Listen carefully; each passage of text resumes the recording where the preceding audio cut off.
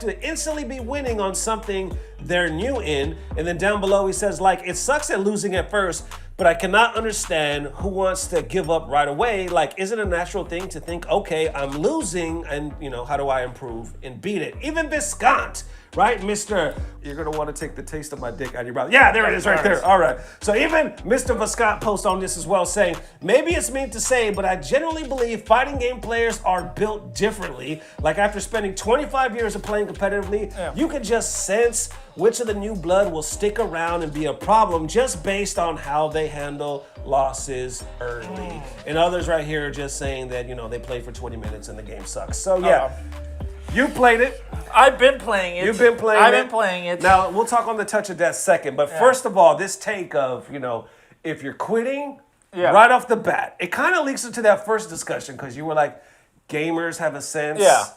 A lot of them, they have a sense. Do you think that applies here?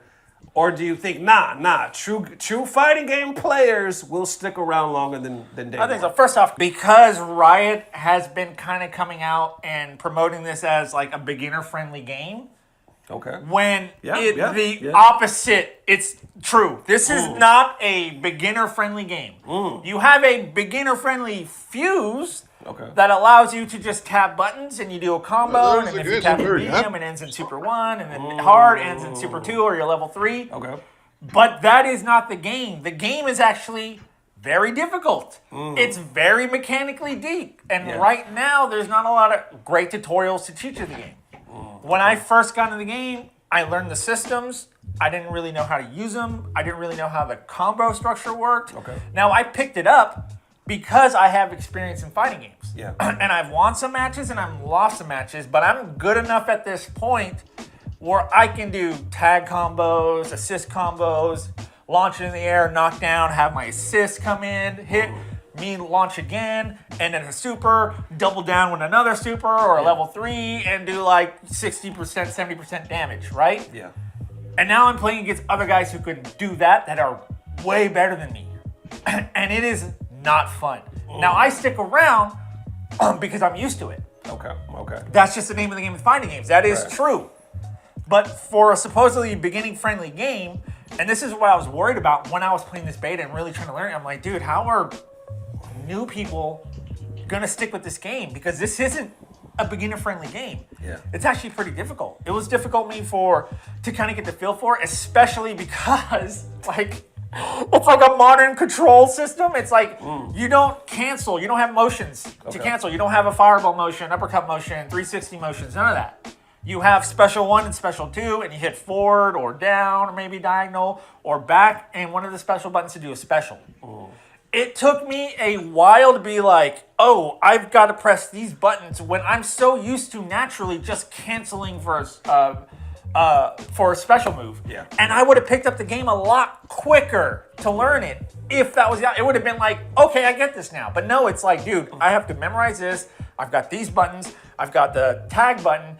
I've got parries. I've got push blocks. I've got advancing guard. I've got your sparking blast to get combos off of you. I've got like this meter that I got to watch out for blocks, and then I got to watch out for assist. And then I gotta watch out for tags. And then I gotta watch out for everything. And then it's still new, so you're just trying to learn how does the frame data work? What does plus block mean? Yeah. What works with this, plus the character? It's overwhelming. Yeah. So I understand why people who've never really played a fighting game before, maybe played League, they got this, they're playing it, and be like, yeah, I'm not playing this because the monsters are destroying. I'm getting destroyed. It does remind me, though, like this attitude. Yeah. When I played Street Fighter V, I was the first one. Oh, yeah, you were. I was the first one, and I was like, to say, day one, playing it, everybody was hyped because it's Street Fighter V, right? Why wouldn't you be hyped? I was the first one in that group, our group, to be like, this game fucking sucks. Yes. And then yes, you were. Everybody else was calling me stupid. Yeah, we're like, this is a great look at it. Ken looks cool. Look at this one combo you can do. And granted, I was getting my ass kicked. I'm not gonna lie, I was getting my ass kicked, right? Everybody else was just like, no, it's this and that, and I'm miserable. And obviously, Guile's not even in the game yet, so I'm just like, bro, this is it.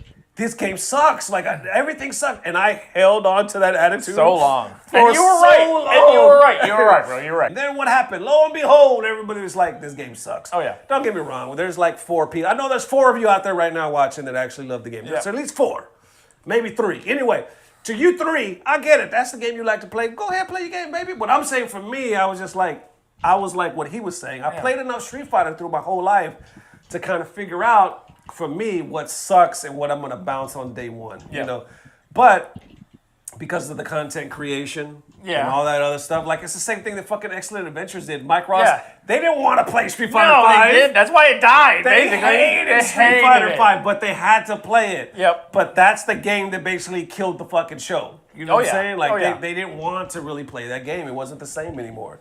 Anyway, long story short, going from this now to the discussion from all the touch of deaths. Okay. How you feeling about that? So, all right, so the game is fun. Okay. On a fundamental level, the alpha's been impressive because it's very bare bones as far as UI and stuff like that and button mapping and stuff like that. But the lobbies work. The matches work. The netcode, I'm not even thinking about, oh my God, this netcode is amazing, because it's just, I haven't had any issues. I don't think I've played one match where I've had any type of lag. Okay. But the gameplay itself, the graphics, the way it works, it's fun. The problem is the touch of death. People found them real quick. The damage is high right now. Ari's got a glitch where one of her specials resets the damage scaling. So you die in a heartbeat. Combos are like 20 to 30 seconds. Okay. So you get hit once, all of a sudden you're just sitting there and being like, I'm taking this. I don't have meter to burst out of this. Like, oh, I'm dead. Yeah. Oh, let me get my other character in. Oh, I'm dead again. I just got mixed up by Echo. Oh, great. But does it seem like something like, because I would imagine the canons, they do really good work of listening and whatnot. Does it seem like something you think they'll tweak? So you know what I'm saying? Riot has came out repeatedly on Twitter, and they actually did a 10 to 12 minute video talking about the alpha so far. Okay. So they understand that okay, first off, the damage is high in this game. They have it tuned up high because they want the matches to be quick. So because they're testing it out, this is an alpha. They're starting to see like, oh, look at all these synergies. They know where the touch of deaths are happening, where the craziness is happening, what combos, what fuses, what characters, right? Okay. So they have all this data and they want it. They said touch of deaths. They don't want to make this game about touch of deaths. They want them to happen, but they want them to be rare. Gotcha. So they're listening because they want the game to be fun. They see like, hey, yeah, we see the 30-second combos. We see players aren't liking that. We hear you guys about the controls because my first thoughts or my negative thoughts about the game are the same thing that every other content creator's come out and said. Yeah. And I've been like, thank God it's not me. Yeah. The controls are hard to get used to because it's different because of the Special 1, Special 2. Trying to figure out what buttons to do my layout on my hitbox. It was hard. I hate that. Because I'm used to playing Marvel, I'm used to playing light, medium, heavy, a tag button, and then I can cancel specials and whatever, and just use these 4 buttons. So it's just really simple for me. So I have to unlearn that. Touch of death, learning the combos, and of course the damage is crazy. Like some characters seem a little overtuned than others because it's the alpha. Yeah. And then the other one was being overwhelmed with the amount of systems you have to learn, and you have to learn how to play again with a new, different control style. On top of the game, it's just frantic and fast-paced and crazy. Yeah. So my biggest concern is, dude, this is going to turn off new players big time because they're going to go in and they're going to get they're going to go and be like, oh, I can play with my friends, and they go online and they get bodied by a 30-second combo. It's over. That's kind of the reason why I stopped playing Dragon Ball FighterZ. And I've said this on the show many times too. I was like, there's a lot of games that ain't for me. And a lot of those games are still very popular and they earn millions and billions of dollars, right? So just because old Nesto doesn't like it doesn't mean it's not a good game. Same thing for Dirty Low. You know what I'm saying? Just might not be the game for us. I still have yet to see because I haven't got to sink my teeth into the game yet. So we'll see. I'm just reporting to y'all. We're just reporting to y'all what the streets is saying right now. But still very early stages. How y'all feeling about the game? Let us know. There it is, ladies and gents. Definitely let me know how you are feeling. Thank you guys for tuning in. It is Sunday. I'm going to do my best to post tomorrow, but if not, we'll definitely post the next day, which means it'll be HT. Oh, HT. I'm going to be here for HT. Yeah, we got to have Dirty Low on them HTs, you know what I'm saying? So thank you guys for everything. As always, we don't know what it is, but we know it's about to get better. Love y'all, fella. Peace. Blah, blah, blah. Subscribe. spoken! And all the pain that the children suffered from, all the hurt, the anxiety, the abuse, the neglection, I knew without a doubt, and sitting here even now, right this moment, that it was nobody but God who allowed this, who gave this commandment from heaven. And how do you think you know that? Because we didn't give up. I see. Because Okay. no matter how hard it got, You stuck with it. we stuck with it. Yeah. You know, you could tell that story about you and Julian, maybe. Yeah, sure. Okay. So when I was 2019, I was diagnosed with terminal cancer. Told I had 10 months to live. And Jordan and I were in the doctor's office, and I thought, well, you know, my mom and her family all died fairly young, and I guess I'm one of those. And so I just kind of said, okay. And we went home, and my son lived nearby with his wife, and they came outside, and I told my son. I said, so I told him that I was going to die in 10 months, and he looked at me. He looked at me, and I saw a boy losing his mother. And I thought, oh my goodness.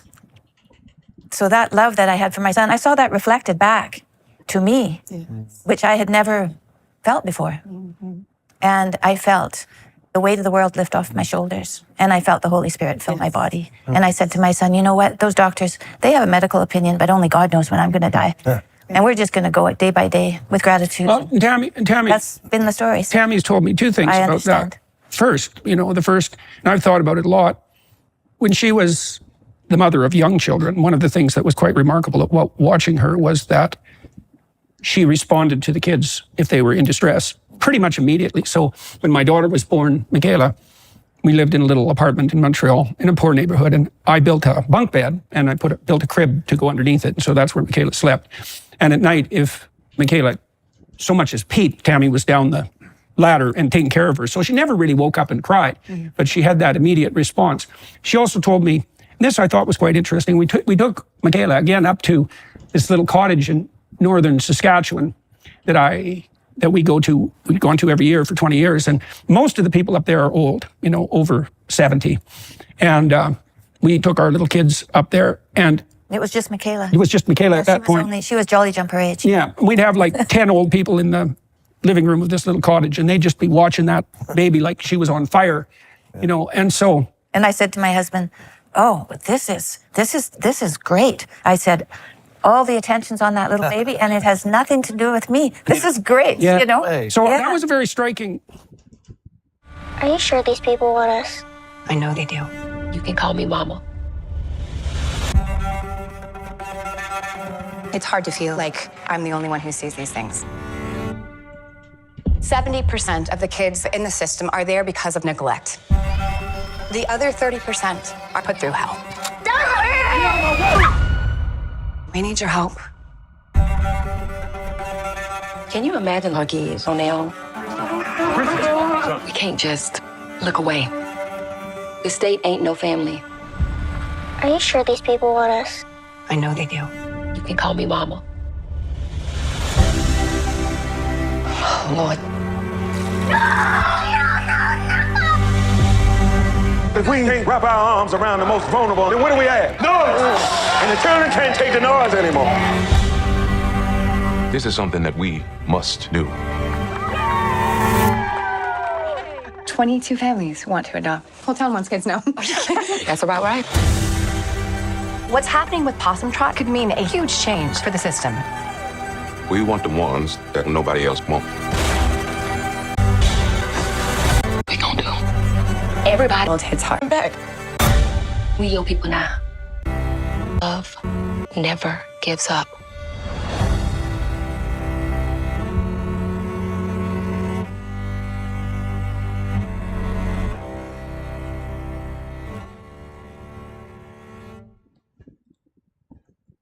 It's easy for people to think that their life should be about them and their status. I mean, them very narrowly and personally in that sort of narcissistic way.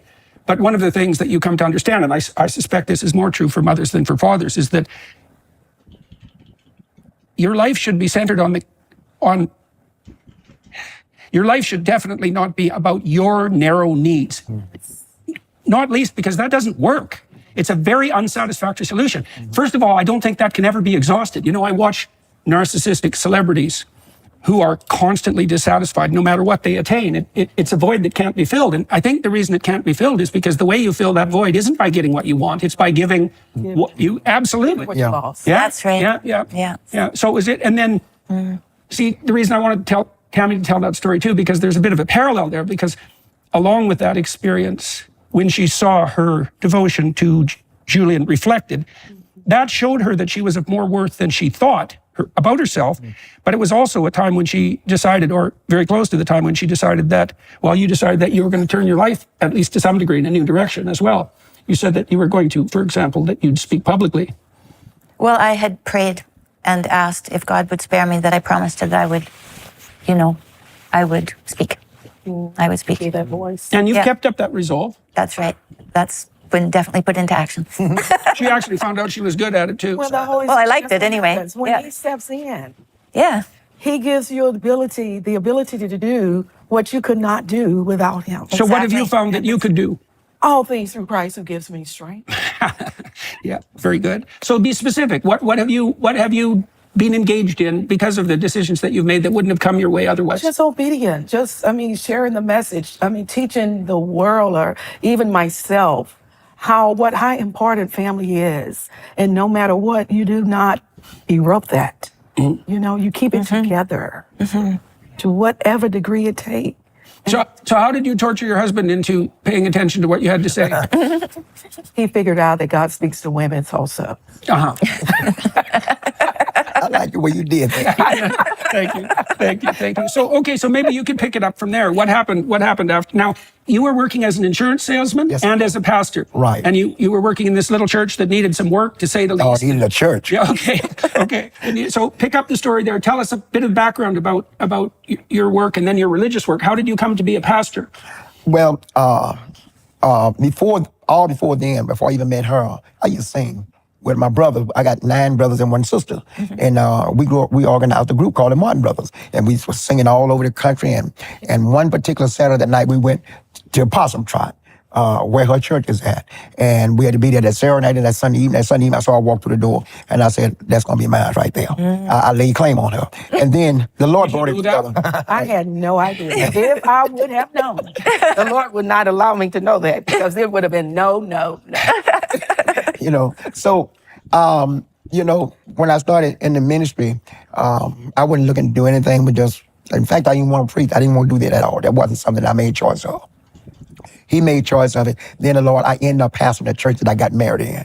And when she came to me about the adoption part of it, see, one thing that you all need to understand, that my biological son, he was born with severe brain damage.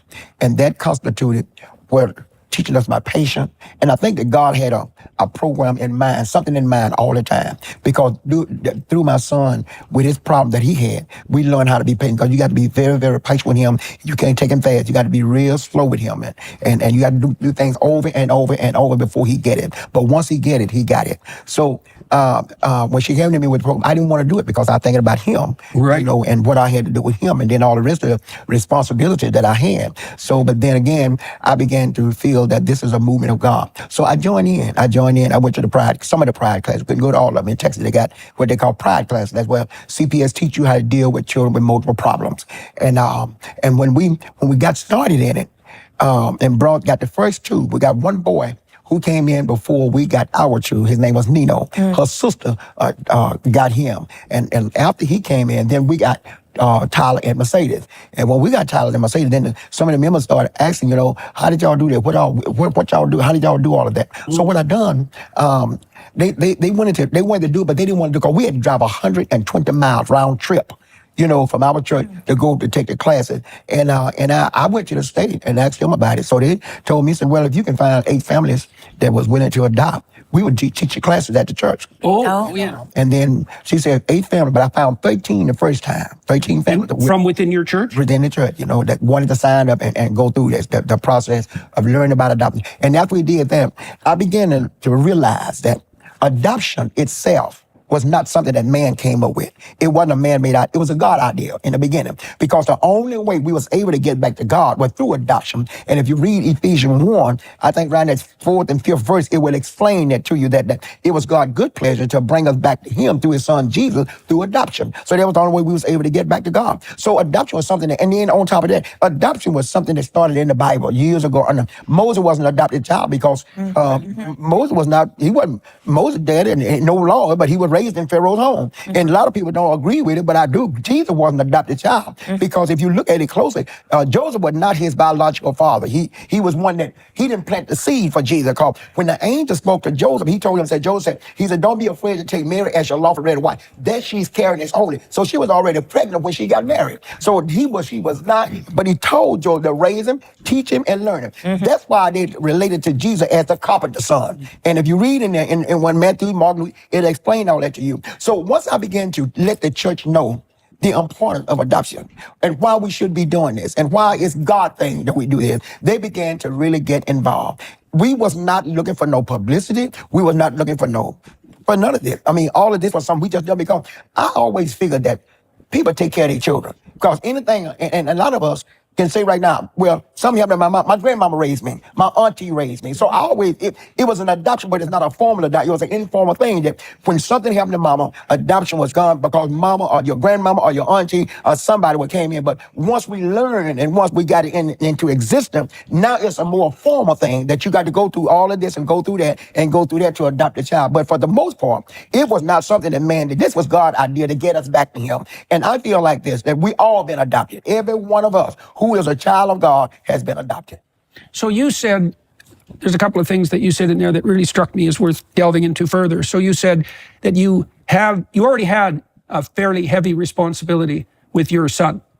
And so you were leery about taking on additional responsibility, partly because you knew how difficult it would be, and partly because you were already occupied. Okay, so why did you decide to take on the additional responsibility, given that? And how did you come to that decision?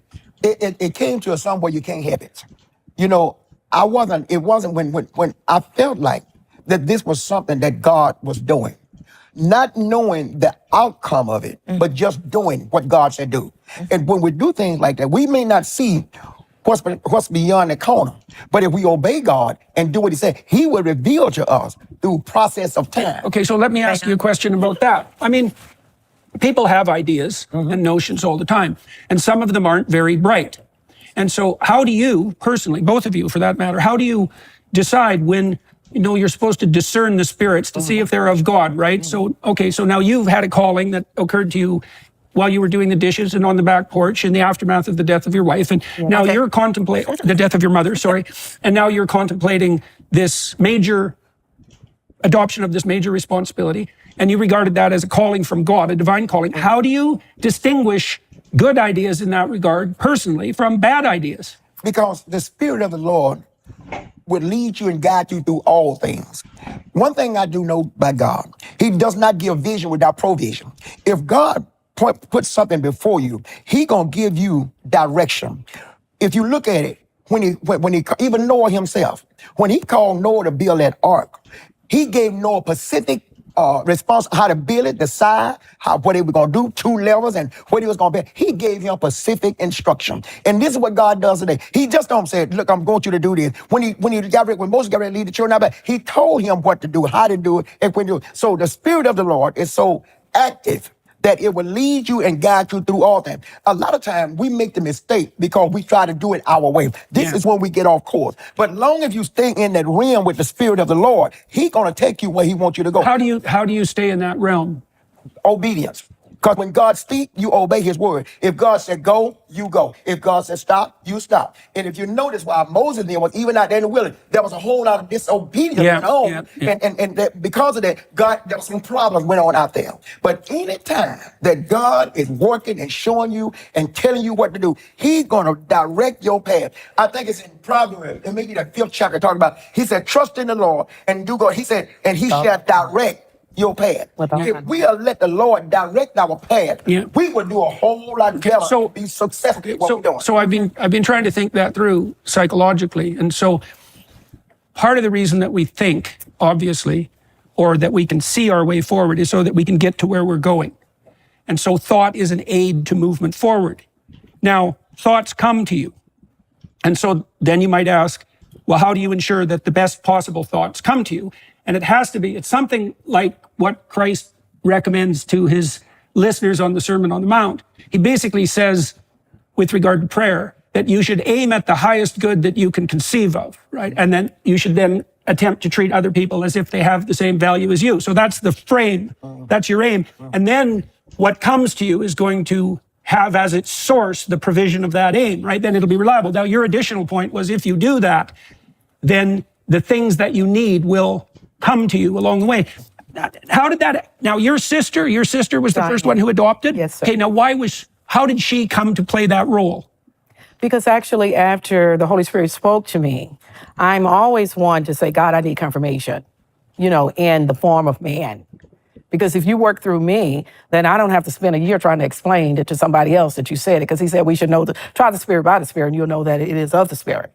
So when I spoke to my husband about it within his busy time of serving the Lord and his calling, I didn't get that sense of peace. Oh, yeah. Okay. So I called my sister. She's at work. She happened to be on break. And I said, Diane, the Lord has said this to me. And I tell her what he said. Think about those children that's out there that did not have what you had in a mother. Give back, foster, and adopt. I said that to her, and she says, First Lady, if God said it, we can do it. It just warmed my heart.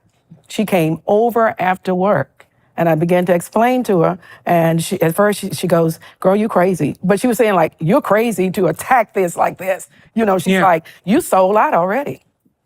And we just went from there. Because... So why do you think your sister was so responsive to what you said? Was it how you said it? Because we had the same thing. We grew up. Oh, yes, I see. Connection. Right. The same love, the same nurture. Okay, now, so she adopted the first child. Did she take these courses? Did she have... Right along with us. Because when I called for the CPS, for the classes, right? And they said to me, Mrs. Martin, you're the last person that can get in these classes. It's the first time we ever had a full class. It is shut down. Then here I go again, because I done already talked to Diane, and I go back to the Lord. I say, okay, God, I know this is you. So what I'm going to need you to do, because these folks are saying I can't bring anybody else in, and if this really you, I'm going to need you to open up this door. So the lady says, I call her back, and I says, I really need to bring my sister. And she says to me, well, Ms. Martin, as I already stated, that the classes are full and it's shut out, but bring her on and let us see. They may ask her to leave, but all down in my spirit, I already knew that she would be there. We went to the class. Nobody said nothing from that day to this one. It's God. Now, had you decided at that point as well to adopt, or were you and your sister just investigating it? No, sir. I knew. You knew? I knew. I say foster because you know that you can't just go into, like, the system, the foster system, adopted. You have to have that 6-month period of fostering, and then you're eligible for adoption. But I knew that I was not going to be a foster parent. I knew that the children that were coming to our home was there to stay. How do I know that? I just know it by the Spirit. You can't explain the Spirit. You just know it. It's just something on the inside of you that you know that calls you to live, move, and breathe. I just knew. And today, I know. Just recently, Saudi Arabia ended its 50-year petrodollar deal with the U.S., which has the potential to weaken the U.S. dollar. Since 1974, Saudi Arabia has sold oil solely in U.S. dollars, which was huge for our global economic dominance. Now, they want other options. If there's less demand for the U.S. dollar, what happens to its value? It's reasons like this that make it important to diversify some of your savings into gold, and you can do that with help from Birch Gold. Right now, qualifying purchases by July 31st are eligible to get a one-of-a-kind, limited edition Golden Truth Bomb. The only way to claim your eligibility, though, is by texting Jordan to 989898. For over 20 years, Birch Gold Group has helped tens of thousands of Americans to protect their savings by converting an IRA or 401k into an IRA in physical gold. Protect your savings by diversifying away from the U.S. dollar with gold. Text Jordan to 989898 and Birch Gold will help you convert an old IRA or 401k into an IRA in gold for no money out of pocket. Right now, qualifying purchases by July 31st are eligible to get a one-of-a-kind, limited edition Golden Truth Bomb. Text Jordan to 989898. That's Jordan to 989898 today. So when Moses encounters the burning bush, right, the voice of God speaks to him. Yes. Because of his diligent investigation. Eventually, it's the voice of God that speaks to him. And it speaks to him in a very particular way, right? Because it demands something of him. It says that he has to stand up against tyranny, and he has to be a leader of his people away from slavery. And he says, well, no one will listen to me because I'm slow of tongue. And God says, find your brother. That's very similar to what you did, because your brother has talents you don't. But he also said, if you tell people that I sent you, they'll listen. And so I've thought a lot about that, because you know, there are people who talk to you and your attention wanders. You can barely pay attention to them, barely listen to them. Other things crowd your imagination and call to you. But now and then you meet someone and you listen to them, and you're convinced that at least that they are convinced of the truth of what they say, and their voice is much more compelling. And so it seems that that's what's portrayed in the description of Moses going to speak to the Pharaoh and the Israelites, right? He comes away from this encounter, and the manner in which he communicates is convincing. And you see the same thing portrayed in the stories of Christ, right? Because continually, when he's preaching, the writers of the Gospels note that he speaks in a manner that's different than the scribes and the Pharisees and the lawyers, with direct authority, right? And that's that sort of compelling voice that overcomes obstacles. And it is what unites people in their resolve, which is what you said happened to you, but that can be transferred to the community. Okay, so now you're with your sister and you're with Childhood Protection Services, and you're taking these courses. And are you on board by this point? Are you still wondering what's going on? I think I got on board by middle ways, the classes. I think it was like 16 weeks. And I had got on board right at about the middle, because I didn't have the time, no way to do that. And when I taken the class, I think I still missed a couple of them because of prior duties, you know. So were you going to the classes together at that time, or was that later? Some of them. Right. Okay, so I would teach him, I would inform him of what I'd gone through, what we were taught in the class once I got home.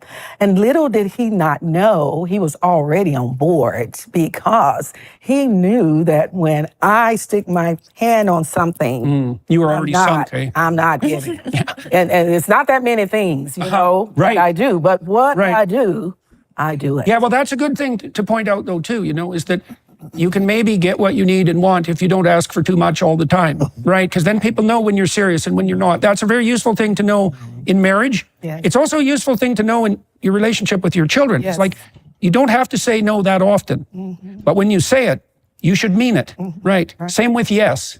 Yeah. Okay, so what's going through your mind? Well, this plan is starting to take shape. I mean, well, I didn't really focus on it at that point. But then at some point in time, I felt that this was something that God was doing, not knowing the outcome, not knowing why, you know, so I got on board. And when I got on board, you know, I began to just, you know, to go with it and follow through it. And children just continued to come, because I had to go back after they finished one class set of them. I had to go back with another group and present them to the state. Another group of your parishioners? Another group, that's right, another group. And that's how they came up with the 22 families. Okay, so why did, so you and your sister adopted. And so why did the parishioners start to become interested in this, do you think? Because I started telling them what the Word of God said about adoption. That's how they got on board. We began to preach. But why'd they listen? Because I'm the preacher, I'm the pastor. The Bible says this: faith comes by hearing, hearing by the word of God. And how can they hear without the preacher? So they got to understand that when God gives the message to the preacher, it's not for him, it's for them. Right, and they believed that. Whether they believe it or not, it's still for them, because everybody you preach to, because Jesus himself said that everybody that said Lord, Lord is not going to enter. Yeah, right. So whether they believe it or not, it's still his word. It's not gonna change. But one thing I love about God's word is that he said he stand watch over his word. And whatever he sent his word out to do, it will accomplish what it sent out to do. So his word was sent out for that little church down in those woods to start this movement. And it was accomplished because the Spirit of the Lord was there as a pusher to make sure that we cover the ground that the Lord laid out to him. And to say it was a picnic, no. It was not no picnic. It was hard. It was tough. You had to do a lot of things. They changed your whole life up, your whole demeanor of life. Now you got one child already that you got a problem with. Now you finna invite other problems in. It's just not an ordinary thing. That's That's why for sure. everybody can't adopt, but everybody can be a part of adoption because you just can't do it. You got to have a mind. You got to really a mind of patience. You have to understand and try to put yourself in the life of a child that never had anybody to say, I love you. Nobody to ever say, I hug, give you a hug. Never had a mother and a father because they're in the system. So what do they know? You got babies in the system. So what they know about a mother and father? They don't know until somebody teach them or show them what it's all about. So it's a big responsibility. That's why everybody can't do it. And God has special people to carry this out. So, you know, when I first came across the film and the idea as a clinician who's dealt with very difficult families, you know, one of my concerns was fools rush in where angels fear to tread, right? This is a very difficult thing to ask of people or of yourself, to bring someone, a damaged child into your household, especially as you pointed out, when people already have a fair number of problems to take care of their own. And so it's a relief, well, to know, for example, that, you know, you had a child who required additional care to begin with, so you already knew about this, so you were obviously approaching this in a manner that was very realistic. You know, because people can be very naive and foolish about their do-gooding, and then they cause a lot more trouble than good. So, Joshua, maybe you could comment on this too. How did you handle the problems of the difficulties, and how did you strive to make that realistic? Well, I think one thing to keep in mind is this was much more than a movie to us, and it was that first for me. Like, I feel like it has to be a movie first if you're going to make a movie. I think there are a lot of mistakes are made when that's not that. That's the mistake of the propagandist. Exactly. It's a sin, not just a mistake. And then the person who just wants to get a message across. So we knew that was important. It was important to us personally. But, you know, one of the things about this community that I think is important, and you've been teasing this out, is how do you arrive at this decision? Why do you do this? You know, we think about that because we want people to respond as we have. And I think on one hand, we talk ourselves out of what we ought to do all the time. And it's important to look at something and assess it and figure out, can I manage this? But I think we usually talk ourselves out of things by avoiding doing that, right? Because part of what you discover, if a problem's being set in front of you, is if you actually think it through. It's amazing. It was amazing to me as a clinician to watch how terrified people were of thinking. It was as if they believed that if they dared to think the worst would happen. Yeah. But actually what happens is that if you investigate something, like Moses investigated the burning bush, you find your way, and the dragons that you imagine to be capable of eating you are cut down to size rapidly. And the preparation for it too. So it's like this balance of not wanting to scare yourself out of the situation because of all the obvious problems that's going to be presented to you. But when you know what to expect, it's a huge advantage, I think. You know, we didn't know a lot of what to expect when we adopted our first two. We responded out of the need, out of compassion, out of being compelled.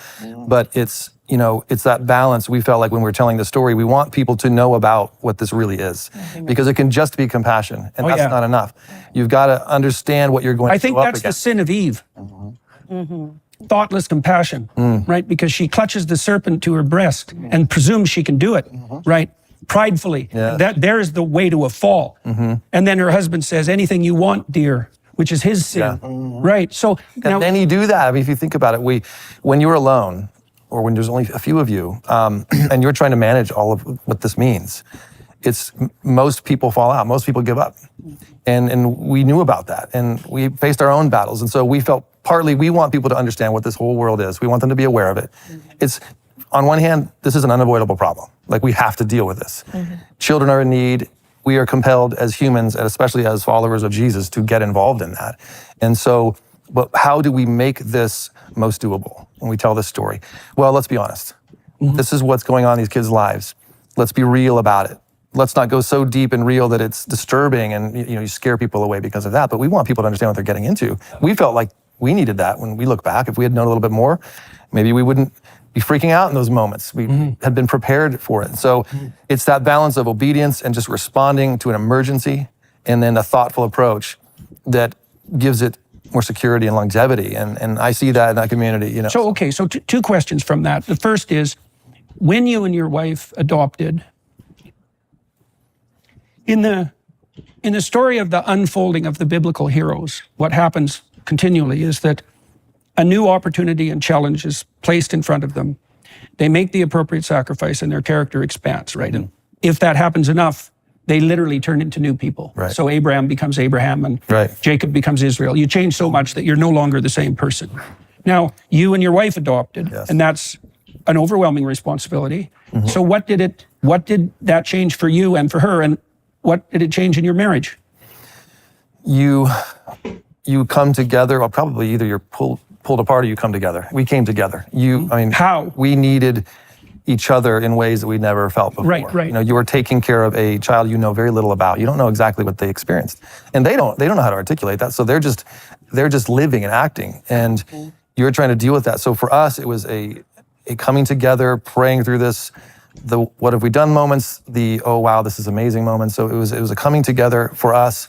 And it was right. So that means the adopted challenge like that, there's a peril and a promise. And the peril is couples often divorce if they have a child that dies. Right? It's a very common cause of divorce. And so you could see that in a moment of peril, everything could be lost or something great could be gained, right?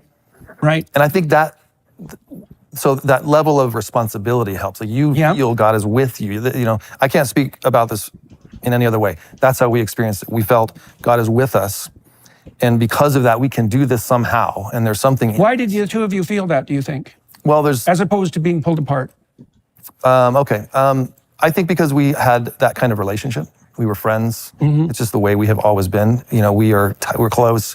We share a lot. We're the type that communicate a lot together. Like we don't sort of have our own lives. We are together, and that's why we work together so well. It's because it was just a natural thing. Right, because you and your wife wrote this. Yeah. So it's just kind of probably the nature of our relationship. And what do you do right to make that relationship have that quality?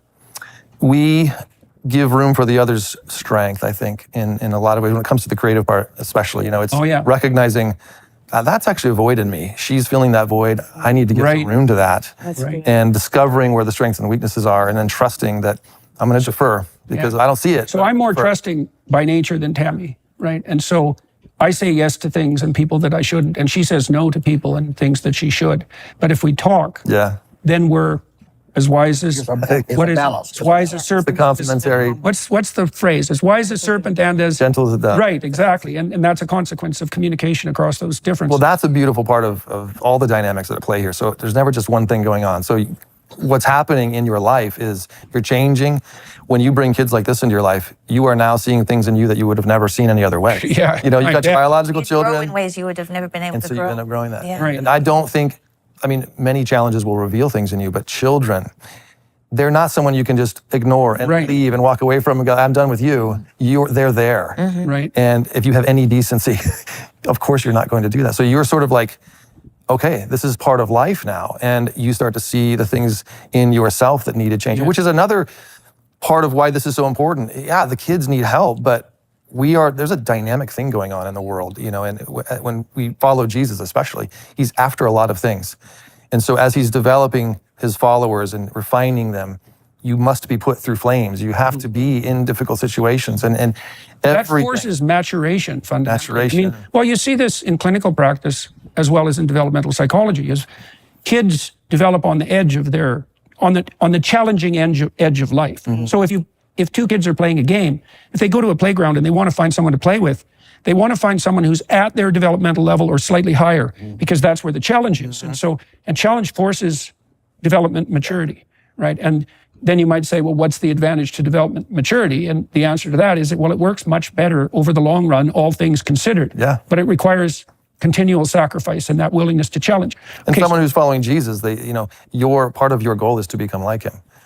And you can't do that without these kinds of things happening. So I don't want to make it like we did this for ourselves kind of thing, but there is this layer, this reality to it that you're being purified in sense. You want to point that out to some degree, because young people, for example, they don't understand when they think about children, they think about the responsibility and the burden and the interference with their hedonic self-gratification, right? But what they don't understand is that the children offer more to them than they take. Yes. And what they offer is, they offered it to you, and you said that is, first of all, you weren't the self-centered, unnecessary center of the universe anymore. And so, not that you were particularly like that to begin with, but and that's a relief. And then to be put in a situation where you're required to mature, which is what children do, and marriage as well, that's a gift, not it's an obligation, obviously, but voluntarily shouldered, it's also a great gift. It's part of that process of hoisting the cross. Which I see in this community too, in some ways, like there's just everyday challenges unrelated to this issue that have developed a way of confronting problems in them that just carried into the care of children. And I see that in America, at least, we're so comfortable. We as let's just talk about the Christian church, it's got a really significant level of ease and comfort. Yeah. And our goals are so often That's why it's failing, I think. Is why it's failing. Yeah, because people aren't being, there's not enough. We avoid we'd rather build, stages than go where it's hard. And that's understandable. Yeah. It's not a guilt trip, but it's just like, well, we have to understand that about ourselves. And part of making this movie was, and what I saw in this was, these are people who are doing the thing that they say we ought to do, that Jesus says you ought to do, but they're actually doing it. And they're sacrificing. Like, part of what they could have is not going to happen for them now because they've brought in these other people. So that's for us as creatives, always wanting to do more than just create entertainment. We want to do things that challenge, that are important, that change people. Okay, well, so let's delve into that for a minute. Are you tired of feeling sluggish, run down, or just not your best self? Take control of your health and vitality with Balance of Nature. Balance of Nature fruit and veggies are a great way to make sure you're getting your essential nutritional ingredients every single day. They use an advanced cold vacuum process that encapsulates fruits and vegetables into whole food supplements without sacrificing their natural antioxidants. The capsules are completely void of additives, fillers, extracts, synthetics, pesticides, or added sugar. The only thing in Balance of Nature fruit and veggie capsules are, well, fruits and veggies. Right now, you can order with promo code Jordan to get 35% off your first order plus a free fiber and spice supplement.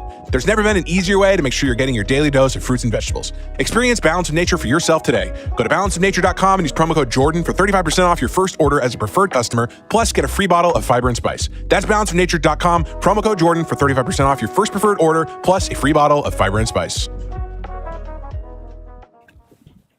I would say probably for the most part in my life, I'm very averse to propagandistic art. It really grates on me. And it doesn't matter whether it's communist propaganda or Christian propaganda. And I would define Christian propaganda as the subversion of the art to the, what would you? Message. False, well, it's more than that. Like, it's worse than that. It's that false, it's that praying in public. Yeah. Look how good we are because we've produced this message. And then that subverts art, and it makes terrible art, and it's not effective, but it's also hypocritical. It's Pharisee-like hypocrisy. So when you're attempting to make a movie that is in keeping with your moral striving, how do you protect yourself against the temptation to subvert the art to the propaganda, even if it's moral propaganda? I love it. Well, it's for me, I think it's starting with the why are you doing this? And that's the first thing I think that we ask is this something we ought to be doing? Is it bigger than us? Is it important? We're going to spend a lot of our life on this. So, right, so it's worthwhile. From him? Does he want me to do this? Plainly said. And then, like, full commitment to that. What this was, we didn't fully understand. And we knew that. This was not, I've lived in small towns, but I've never lived in Possum Trot. I've never lived in a predominantly black community. And so we got to the point where we felt like to get this right, we got to go deep. And so we decided to move as close to this community as we can. We left California. We could tell the script wasn't where it needed to be. We weren't being fair to the idea. And so for me, it's a full commitment to what you were doing as much as you can. And that's how seriously we take filmmaking, because they have such impact and can have such impact. So is it fair to say, what I was just thinking while you were saying that, I was thinking about speaking on stage. And when I'm speaking on stage, I'm not trying to tell the audience what I think or what I believe to be true. I'm trying to figure something out, right? It's an exploration towards the end, is so that I know more than I knew to begin with. But it's an exploration. And I know many people who write fiction, for example. I have a very good friend who writes fiction, and he's trying to figure out what's going to happen when he's writing the fiction, right? There's not a preordained conclusion. There's a process of exploration. Now, you said, because I'm still trying to figure out exactly how you stop it from being propaganda. Now, you said you knew you didn't know enough, and you moved to the community, and you explored. So is it fair to say that the film is an exploration? I think it's certainly that on one hand. I personally feel like art itself should be more than just exploration. Like, I think we should have an opinion. We're saying something. Could be wrong, but we're going to say it. And so part of what we do is speak from what we know. And I don't know how to distinguish exactly from propaganda. But well, it's tricky. But Jesus says, go and share the gospel. Go and share what's true. Go and tell the world what you know to be true. So there is a responsibility in us to actually stand by what is true to us and be okay with that. But I think you must have a level of humility and a posture of learning so that you're picking up the nuance, you're picking up the things and allowing the things to remain that maybe aren't neat and clean and figured out, and there can be some rough edges. But to me, art that is just left to people to interpret, I think it's weird. Right, okay, so you're making a case that, at least insofar as we're discussing what you did, there was an surrounding moral framework. Yeah. And you think that's commensurate with the making genuine art. Well, but it has to be submitted to the craft. Like, it can't, this is where I think the mistakes are made, is you have to respect the art form. Yes. You can't demand of a painting it to be, a performance art piece. It's like, it's a painting. And a film is a film, and it has certain rules to follow. You can't let it just be a message conduit. Okay, so what can you specify? So I watched the Angel Studios Chosen, and I watched Sound of Freedom, and I watched them carefully. And I enjoyed them. And so that was actually quite surprising to me, especially with regards to The Chosen, because that's a hard thing to pull off. Oh, yeah. Yeah, and they pulled it off. It was, on its own terms, it succeeded. Independent of the religious context, it succeeded as a movie. It was a very difficult thing to do, especially over that protracted period of time. And I felt the same about The Sound of Freedom. And now you just finished watching. I watched it this morning. Sound of Yeah, and so, and we talked about that a little bit on the way here. And you were engrossed in it. Yes. And so what worked for you as a viewer? Oh, well, it was very effective, the staging of the scenes themselves, with a small child who comes into a group of people like the parishioners, and the welcoming, and to see that a child maybe who had been alone and who hadn't had love, the community, that I think you really showed that well, that the community could gather around and really lift up that child. And you showed that in a number of different situations. So why the community exactly, rather than the individual families? Because I think because you guys had that huge, when one of the children got lost, when Terry found herself alone in the forest, the father, called and said, bring the community. If we're going to find this child. And it turned out that her mother found her, but then when she brought her back, the community gathered around to show this. We are here as a cohesive group, and we're not going to let you go. Yeah, well, it was very good. God tells Moses that he's not to assume that he can do what he's being called upon to do alone. Right? And you see that with the biblical heroes fairly frequently. So Abraham has Lot and his family and Sarah along with him. He's not doing this alone. Everybody, and there's a very interesting idea that's embedded in that, which is that you can take on, and this is why it doesn't have to be about you in that narcissistic way. Let's say if you're following the appropriate straight and narrow path, is that you'll have your role, and that will be plenty for you, more than enough, more than you can imagine even. But that doesn't mean that there's any less for anyone else. Absolutely. Yeah. So that's a cornucopia image in some way, is that the realm of possibility is such that it's fundamentally inexhaustible, which I believe is. So identifies this community, and really people who follow Jesus. It isn't an isolated thing. It is a family. This is a globe. It extends around the globe, and the intention is for these to be done in community, and that's why this works so well.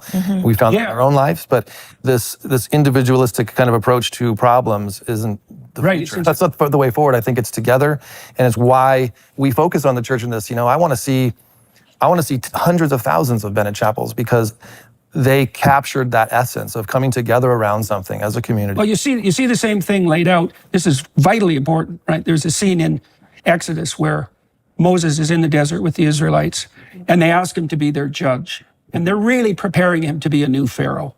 And Jethro, his father-in-law, shows up and says, you can't do this. It's too much for you, and it will corrupt you. But worse, you're depriving your own people of the opportunity to be responsible and to make their own judgments. Exactly. So it's a profound revelation of proper governance, right? Because Jethro sets up a subsidiary hierarchy of responsibility as an antidote to tyranny and slavery. And so in this community, so you start the adoption process yourself, but then other people are interested. And you said it's partly because they're listening to you and they trust you. So what happens? What happens next? Like, what happens after you start the adoption process?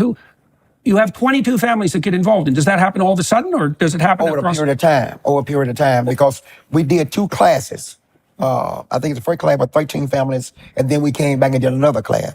We had a whole lot of people on that list, but then the state had so much, because if you get involved in adoption and the caseworker, their workload just stacks up. They have so much. You got 13 families at one time to work with.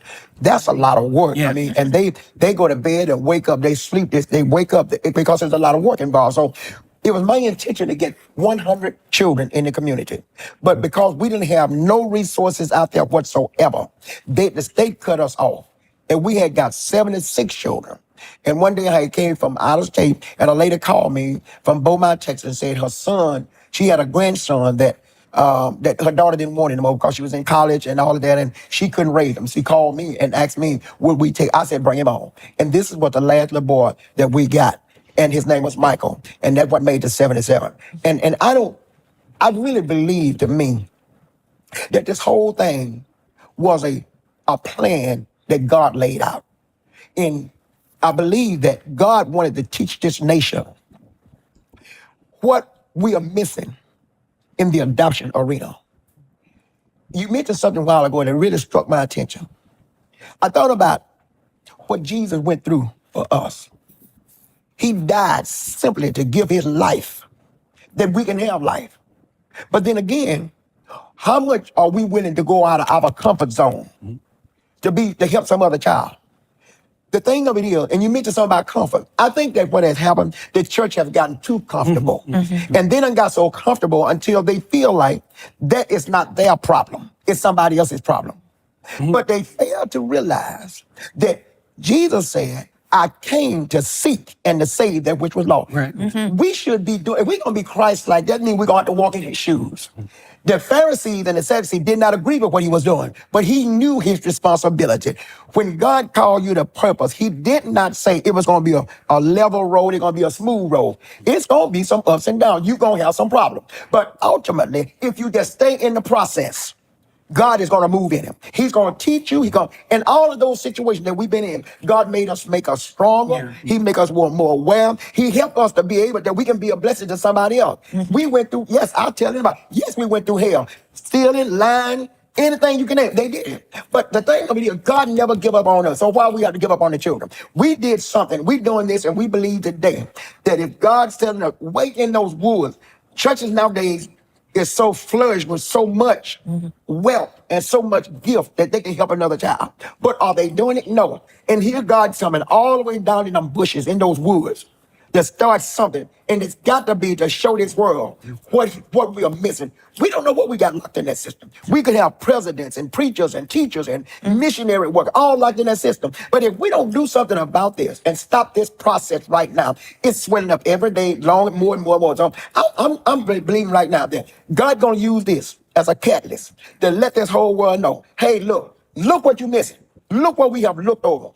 James 1:27 said, pure religion is undefiled, that God accepts that we take care of the widows and the orphans. Yeah. Now, have we did that? No, we have not. And God got an indictment against these comfortable churches with these big, fine family life centers and doing all that. And I'm not against that because I would like to have one myself. But the fact of it is, we got all the resources we need. When we did what we done, we didn't have no resource. Only thing we had with each other. You talk about the community, we came together and realized that the church got to come together. We created our own wraparound support right there in the church. Yeah. We deputized the men and the women to help us to watch over the children because this is a major problem that's going on. The schools got problems. I got to go to the school. I got to do this, got to do that. But not one time did I back up from the responsibility. Why? Because if God be for us, who can be against us? Right. We've got to realize right now that God given us the ability to do the things that we do. Because the scripture said, greater is he that is in us than he that is in what? We got this power over everything, on all the money, over everything, over it, because the Lord is with us. And that's all I know. And that's what he told Moses on that mountain. He said, look, Moses, you ain't got to worry about that. He said, if you don't know what to say, just shut your mouth up and I'll speak through you. Yeah. So God done the whole thing. All we got to do is just be willing to go head on and do the work that God called us to do and stop looking to the left and stop looking to the right and start looking up to the hill that which come out here. We can get this thing done. Yeah. This system is going to be empty. God is going to empty this system out. Why? Because he went all out of his way. And I'd like to say this too. The first law of nature is self-praise. But the first law of grace is others praise. Jesus went all out of his way. But I'd like to say this too. The first law of nature is self-praise. But the first law of grace is others praise. Jesus went all out of his way to make sure grace too. Going to empty this system out. Why? Because he went all out of his way. And I'd like to say this too. The first law of nature is self first, but the first law of grace is others first. Jesus went all out of his way to make sure that we can be sitting up here today. It might be easy to just toss all in In a relative 3-month something. trial. That's hallow.com/Jordan. Well, there's something to be said, too, for a demonstration case in a relatively isolated and poor community. Because if you can do it there, You can do it anywhere. well, that's the idea, isn't it? And, you know, I was reminded when you were talking about part of the story of Elijah. And when Elijah is running from Jezebel, right, the evil queen, essentially, the nature worshiper, he ends up in the house of a widow, right? And the widow has not enough food for her and her children, right? And there's a famous episode in that story where I think she hits the side of the flour barrel continually, and every day there's more flour provided. But the idea there is that it's a very fundamental idea, and it's the idea that you just expressed, which is that there's more possibility available even to people who think they're in poverty, even if they are in poverty, than they believe if their alignment is proper and their aim is up. Amen. Now, okay, so let's delve into that a little bit. So this is a poor community, doesn't have much resources. The church isn't even architecturally sound, and yet people do this. And so how do they manage it? Like, has it worked?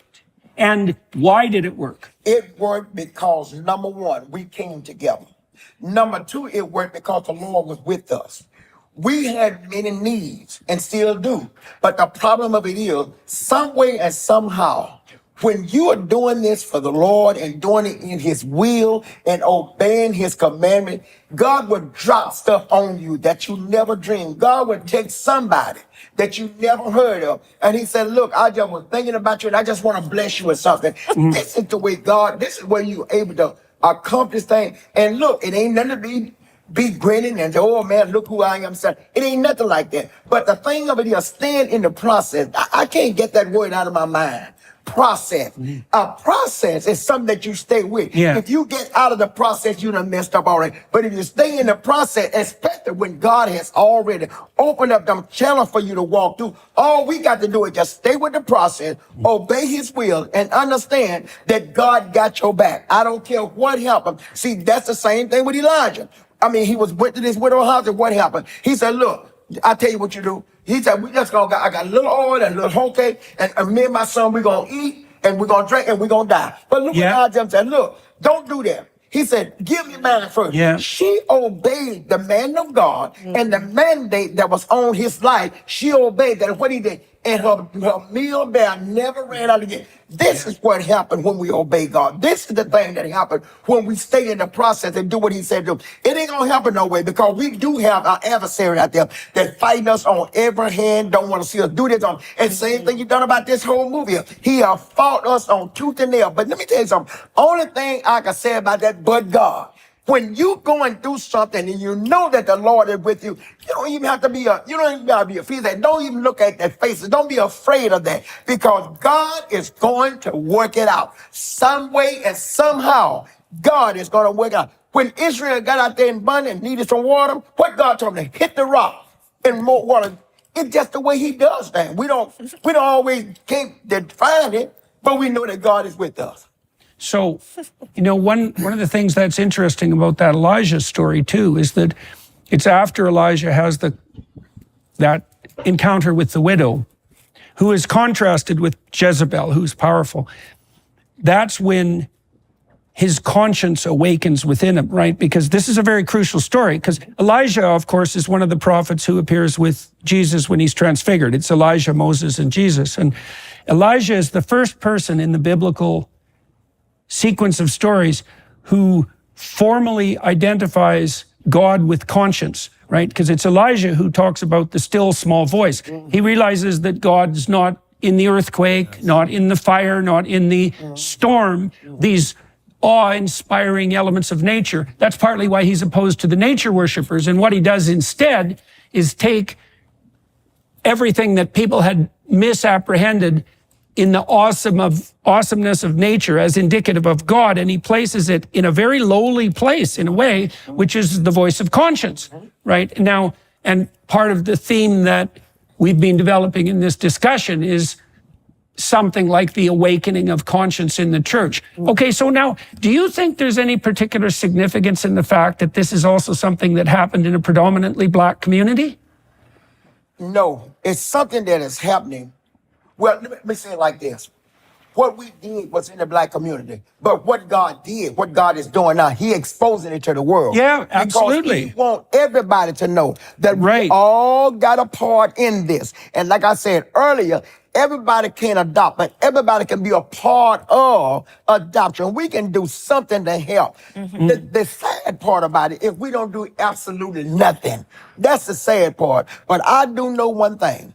If God be for us, I don't care what happened. I don't care what they can shake the graveyard and call dry bones to rise. It doesn't matter. If God be for us, we're gonna succeed.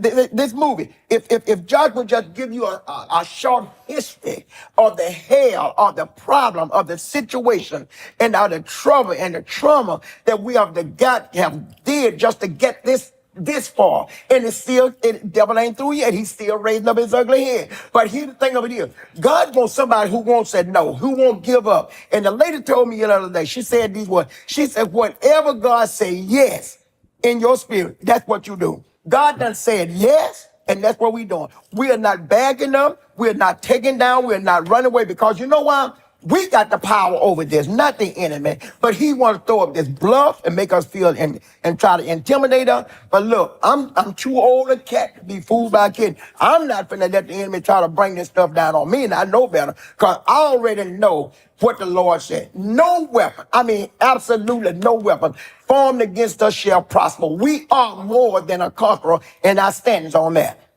I'll say something. You're pretty good at that. I think there is something about that. No weapon, I mean absolutely no weapon. Don't move by kid. I'm not finna over this, not the enemy. But he wants to throw up this bluff and make us feel and try to intimidate us. But look, I'm too old a cat to be fooled by a kid. I'm not finna let the enemy try to bring this stuff down on me, and I know better, because I already know what the Lord said. No weapon, I mean absolutely no weapon, formed against us shall prosper. We are more than a conqueror, and I stand on that. I'll say something. You're pretty good at that. I think there is something about your community and even the black community at large, because of what in our country they've had to overcome historically, and the bond that's been created through community and family that they've thrived, because of. And I don't know why, but I've seen. I don't know if this is what I think there's others. Oh yeah, whatever. Pull this up. They isolated the black community and tried to cater for unique circumstances, but it feels so enterprising. But at the same time, I doubt that Dr. Peterson is point. So I think this being genuine, I think.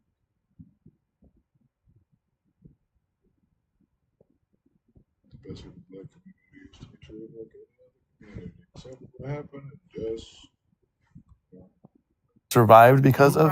It's an example, I think, in a picture of what Christian family is supposed to be like. And I don't mean blood family, I just mean spiritual family as well. So I think there is something that we noticed that allowed for this to work, and is an example that we want to follow. And I think we've lost, at least in the bigger cities. I think there's a lot of smaller communities that just kind of naturally have that. But it was just being a black woman and proud of being, black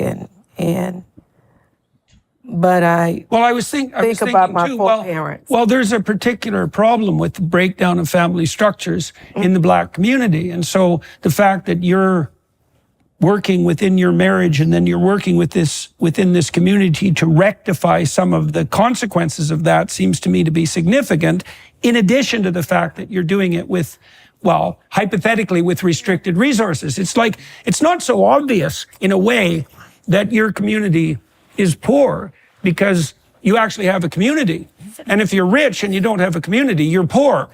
Right? Well, it's true. It's true. I see what you're saying, too. Well, true. You're just rich and isolated, and then that often just does you nothing but give you license to pursue your idiot habits.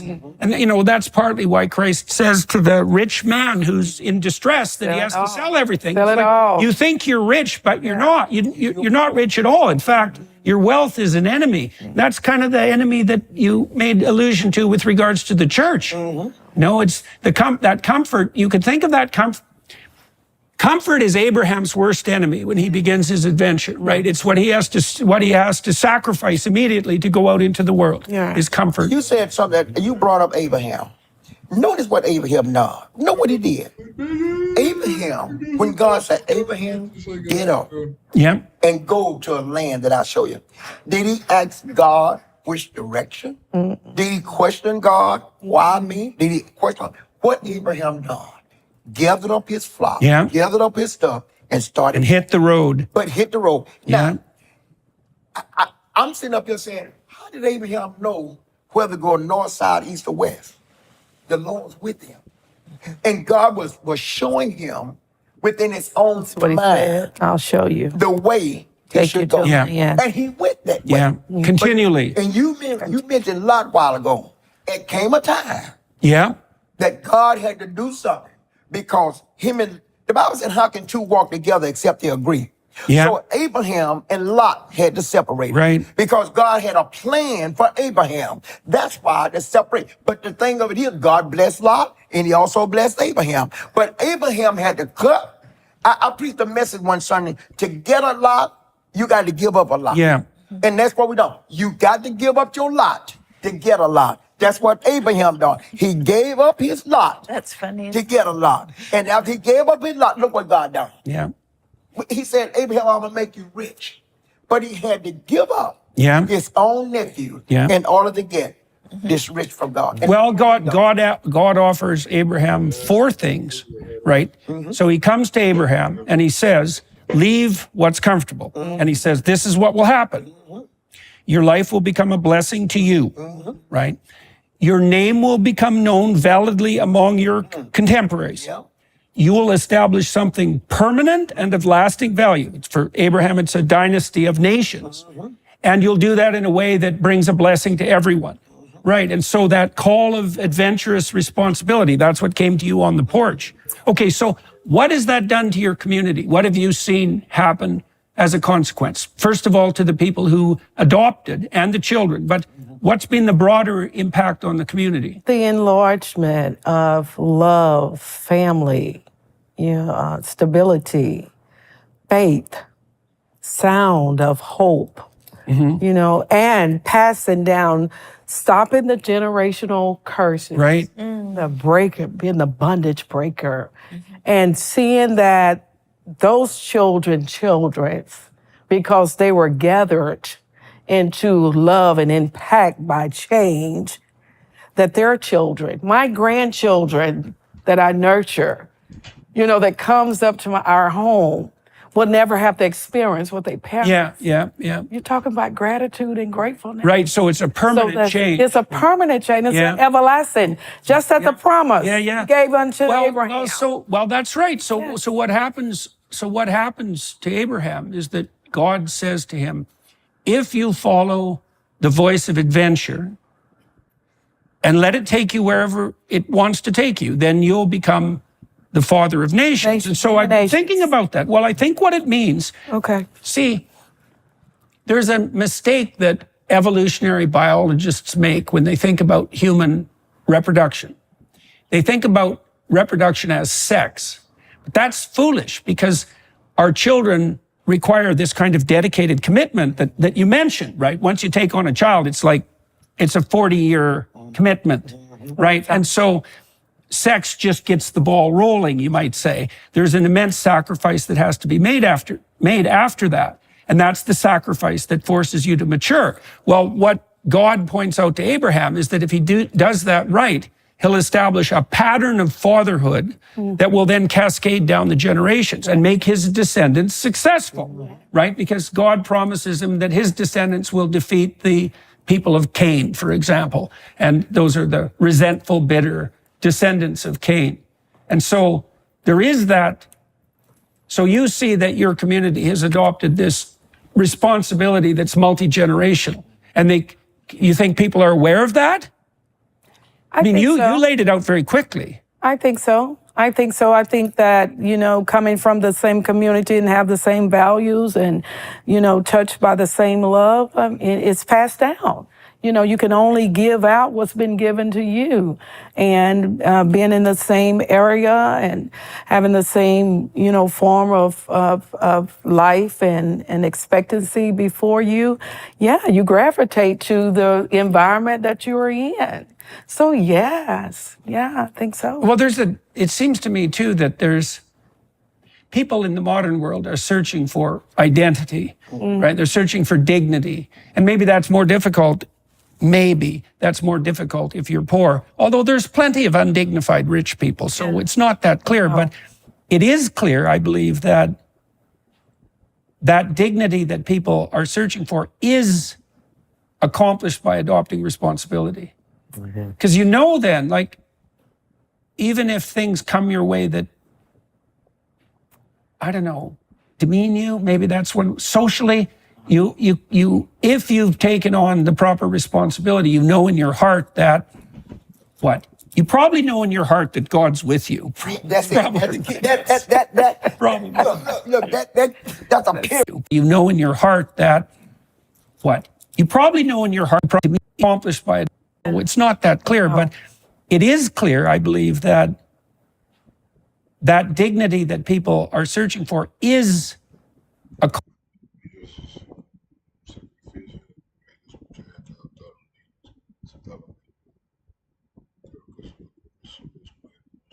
accomplished by adopting responsibility. Because then, even if things come your way that, I don't know, demean you, maybe that's when socially, if you've taken on the proper responsibility, in your heart that, you probably know in your heart that God's with you. That's it. Probably. Look, that's a period. Sell it all. Yeah. Point and case. Not without a shadow of a doubt. Yeah, it's worth Abraham where he was. And this is why we call him the father of the faithful. Abraham was faithful. Although he messed up. Yeah, lots. He messed up. But the thing of it is, God looked beyond his faults. Yeah. And because God promised Abraham what he was going to do. God is not going to go back on his promises. Now, we go back on God because we go contrary to his will. But he didn't go back on his promise. He told Abraham what he was going to do, and he did just that. And in the midst of all that, Abraham messed up bad. But God had mercy.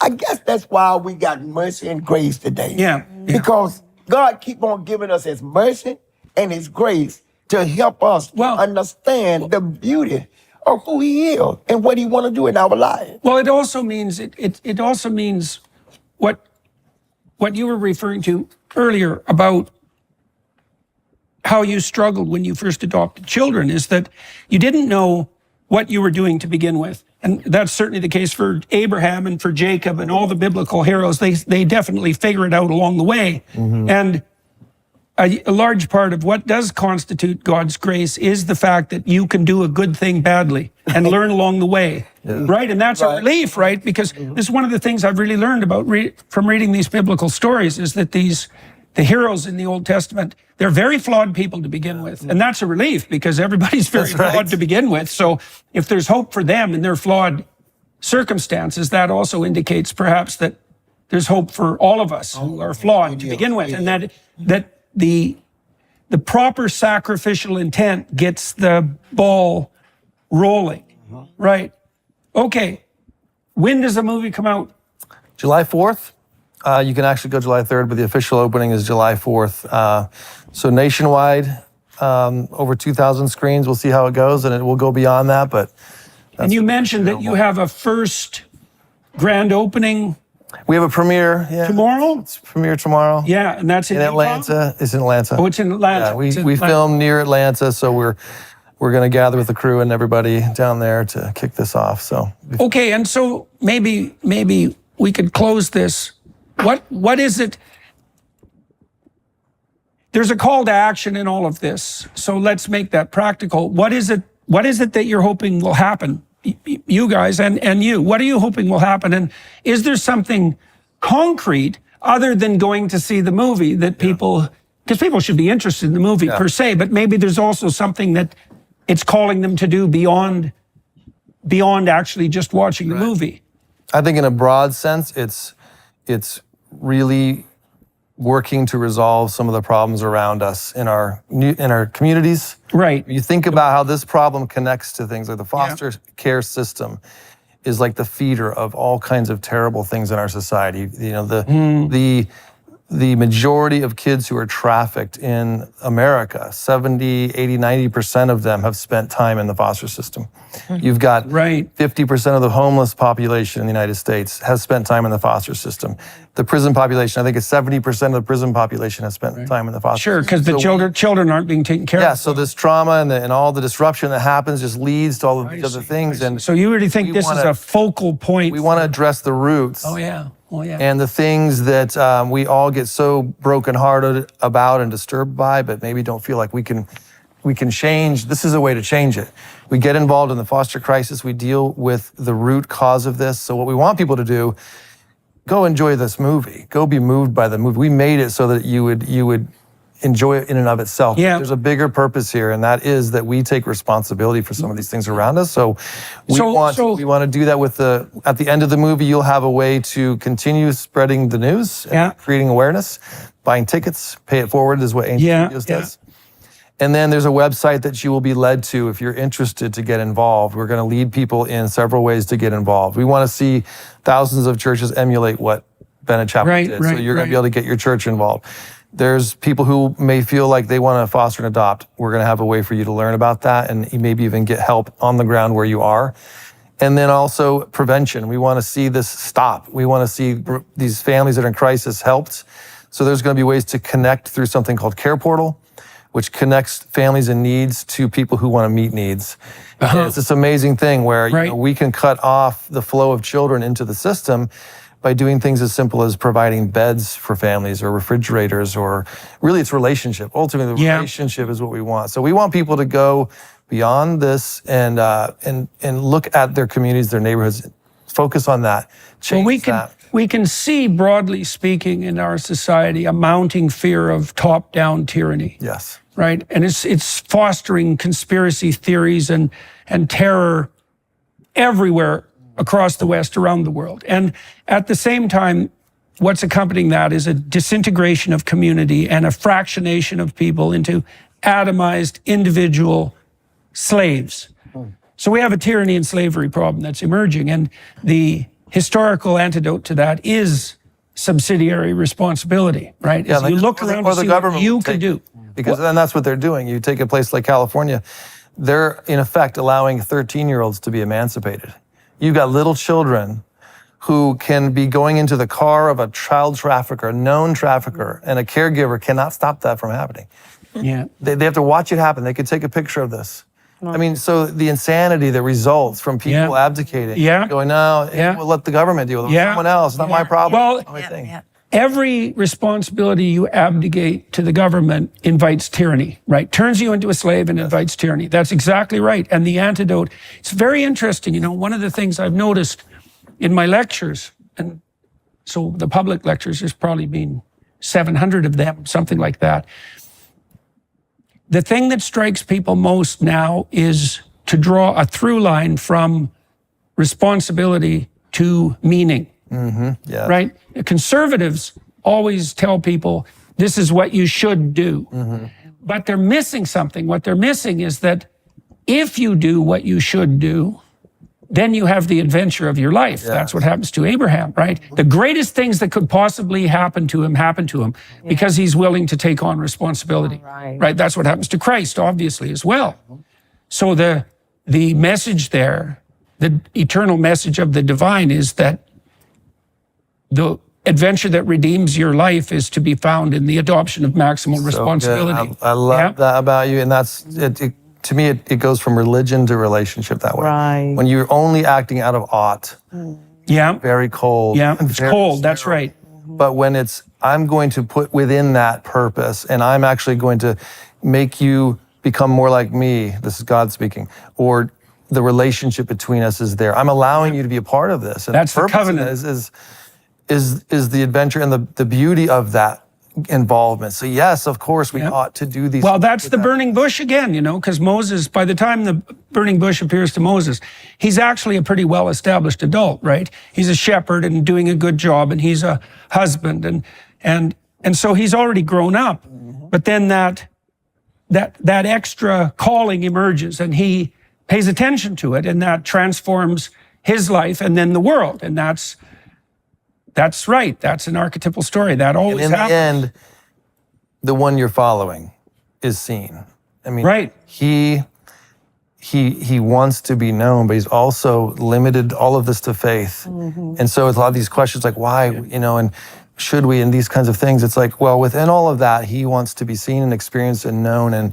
And there's so much happening. And I want people to understand this isn't just like begrudgingly go out and do good and like help kids. No. Well, yeah, but there's such power in this, and the experience is so deep, and you're missing so much if you just leave that to someone else. That's the invitation to the heavenly banquet. Right? I want to point this out too, is that adoption is the antidote to abortion. Have the child. If you don't kill the baby, that's murder. And you taking something you can't give. And my Bible tell me only God give and take away. So have the baby. Somebody will take that baby if you just go on and have the baby. So to me, it's an antidote. It's the solution. Right. An invitational solution. And it will work. And it shouldn't be like this. No way, it shouldn't be like this. Yeah. The church is the only entity that God ordained to take care of the problems of this world. When I was 15 years old, we say what you call service station. Sometimes I call them filling station. You go to the service station or filling station, if you need air, somebody was there to wait on you. If you need a fat towel, whatever you need right there, you can get it all fixed right there. So the church is a one-stop solution that will fix all problems. Why? Because where the word of God is and where God is, there is liberty and there is freedom. And that will be when the people of God come together on one accord. The presence of the Lord is there. And wherever the presence of the Lord is, I mean, you got everything you need right there because it's all in his presence.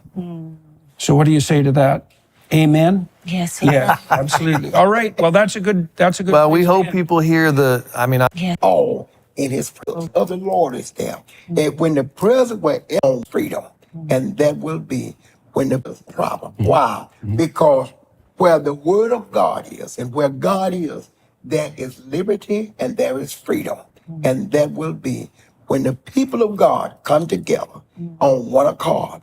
The presence of the Lord is there. And wherever the presence of the Lord is, I mean, you got everything you need right there because it's all in his presence. So what do you say to that? Amen? Yes. Yeah, absolutely. All right. Well, that's a good.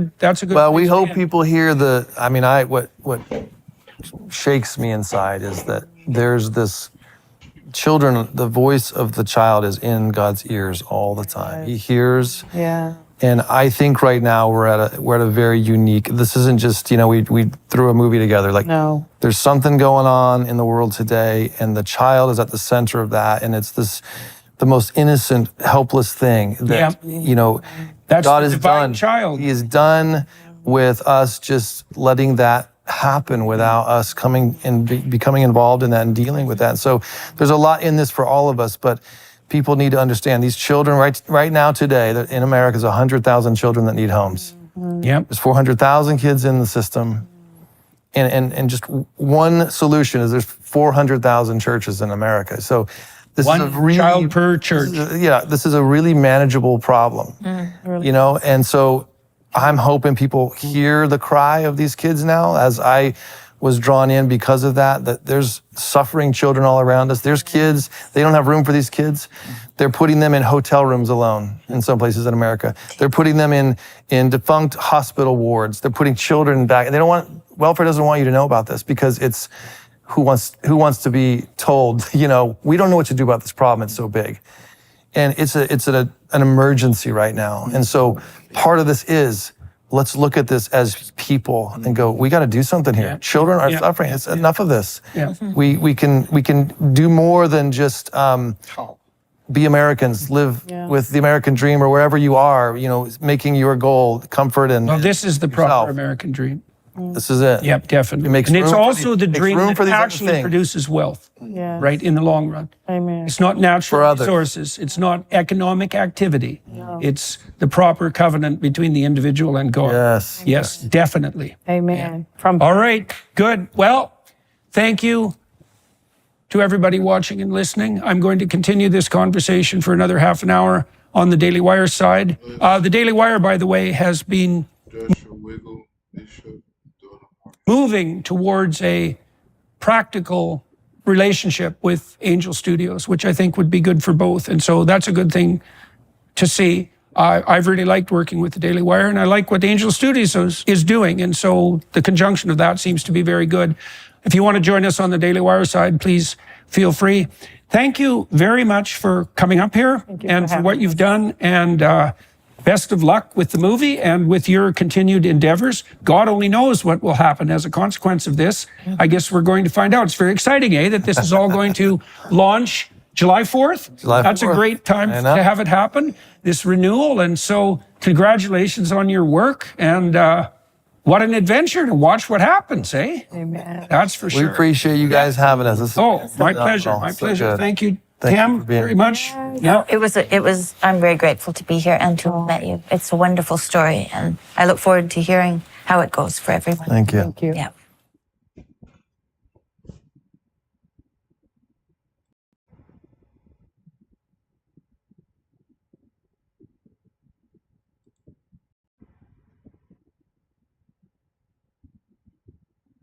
I'm in prison, and then after 2 weeks, they come and move me. And I said, where am I going? Why have you brought me here? I was fine. What's the reason for bringing me here? If you put me on that prison wing, I'm going to come straight out of that prison door.